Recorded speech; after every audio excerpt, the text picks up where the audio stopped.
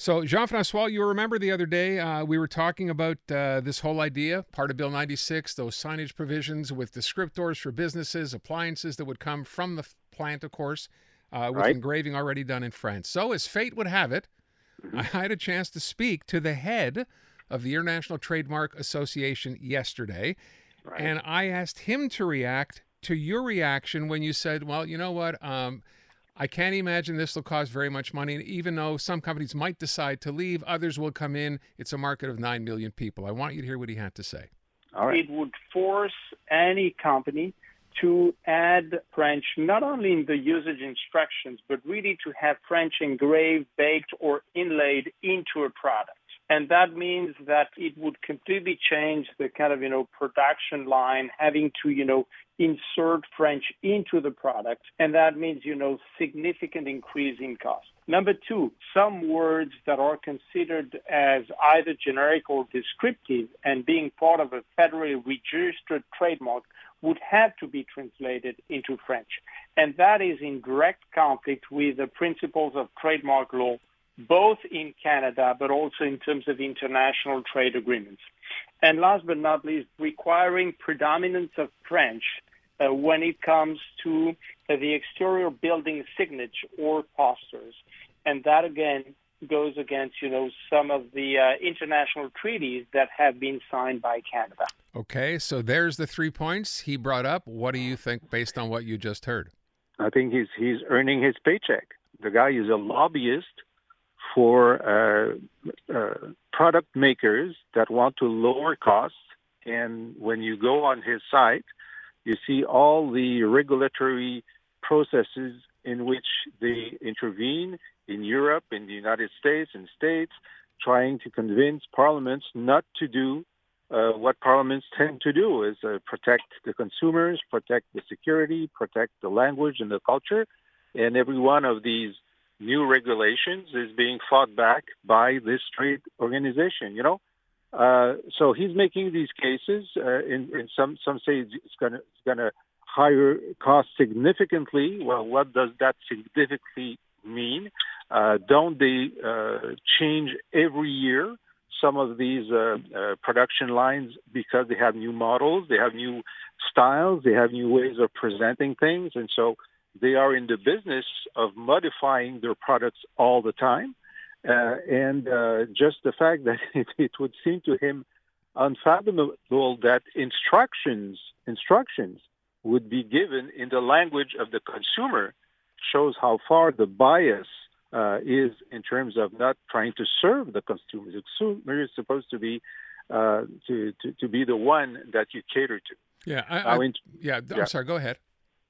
In terms of saying that the predominance of French on the facade is contravening of the international trade agreements, well, have him test it, because we've been having regulations about this since 1977 in one way or another, and it's never been decided by a court that the different versions that we had were in contradiction with these agreements. But hey, go and test them.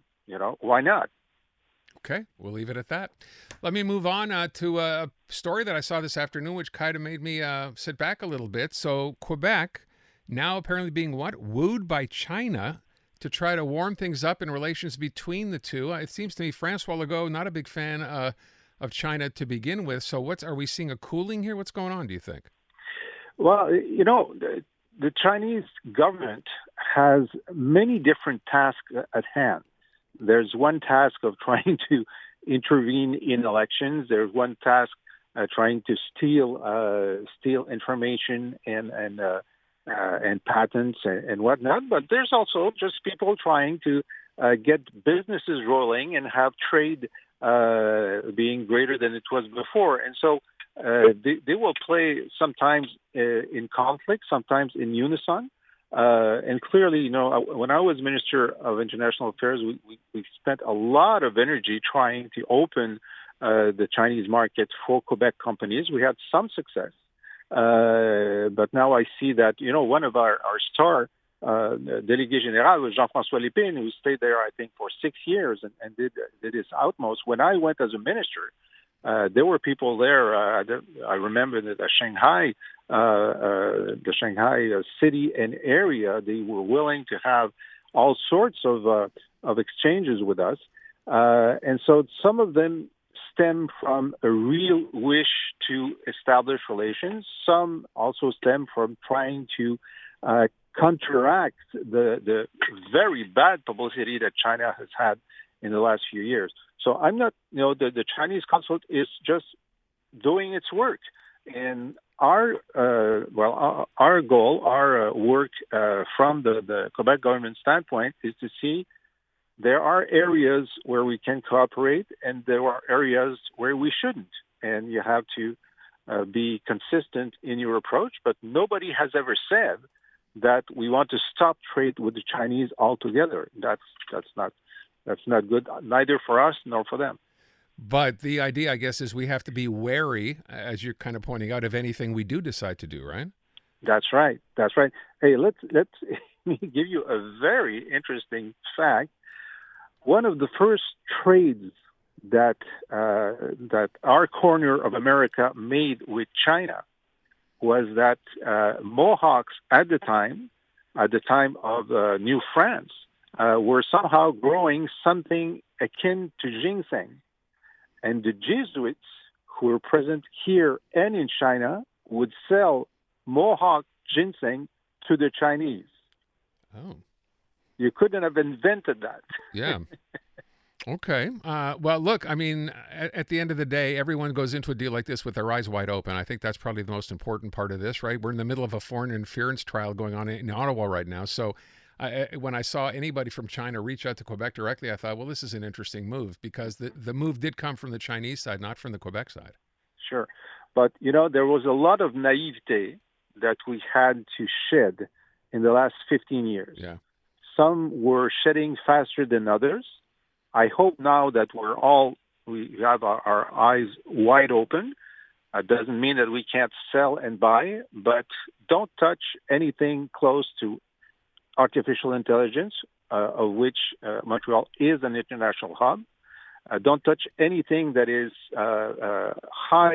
high-end research and technology. You can sell, wood. Wood is fine. Okay, fair enough. I think we get the message. Let me go to this last thing before we run out of time. You pointed out today, for people who don't know, you have your own blog that you post, I guess, fairly regularly. And you brought up this issue of Quebec's what you call obsession with meeting Ontario's gold standard. The premier, oftentimes, if he's not comparing us to France, he's like, well, look, we're doing better than Ontario here, or better than Ontario there. What is this obsession about, and why do you think he does this? Well, he does this because he has, GDP per person is something that classic economists are looking at, but we've been telling them, and we as the UNESCO and others saying, well, this is not a good standard. The good standard is how much money does the median citizen has, how good is his health, his education, and this should be the gold standard. And when we look at, it's like the UN has a standard like this of quality of life. Quality of life in Quebec has been greater than that of Ontario for at least 15 years. And if you just take the purchasing power of Quebecers, it's been higher than that of Ontario for about also 15 years. We have lower costs in a number of areas that make our purchasing power higher. But Legault is looking at GDP per person, and there's still a gap of, I think now it's 13%. When he came in, it was 16%. He wants to bring that to 10% by the end of the mandate, and to zero maybe in the 2030s. And I said, well, that's all fine and good. If we do that, we'll be richer per person. But one of the things that this overlooks is that the concentration of money in the top 1% in Ontario is much greater than in Quebec. So that's why I said this is the wrong obsession, and we should have a more all-encompassing view of what is being on top. Fair enough. All right, Jean-François, merci. We'll talk to you next week. And people can look at this at jflisee.org. Puis en And if you want to read it in English, just put it in Google Translate. Okay. JFP en anglais, c'est jflisee.org. Yeah. You'll find it online. All right. Talk to you soon. Right. Take care. Bye-bye.